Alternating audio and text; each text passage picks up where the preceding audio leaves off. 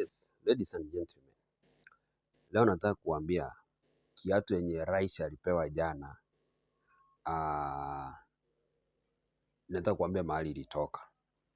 Sometimes back before President Ruto akuwe president, aliendanga place inaitwa Nyamarambe, karibu ni Kisii lakini karibu na Migori. It's just a neighboring counties but only around 2 kilometers away. Migori and Nyamarambe. Nyamarambe si ni Kisii but Migori is just only 2 kilometers.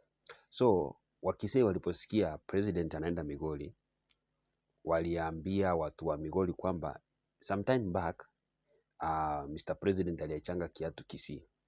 Alipoacha kiatu Kisii, so tunataka tumrudishie kiatu yake.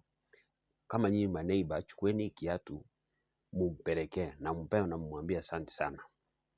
So mwenye alipewa kiatu akapeleka, alikuwa anapelekea rais. Lakini akaona ni ngumu kufika huko mbele sababu watu ni wengi mbele. So akaona njia moja anaweza fikishia president kiatu yake ni kumrushia kiatu yake ili ipate. Wengine wameishika vibaya. Hii kiatu ati president alikuwa kwa njia ya kiatu. Kiatu ilikuwa inaenda, president akazuia kiatu. So president alikuja mbele ya kiatu. Sio kiatu ilikuwa inaenda kwa president. Anyway, ni sawa.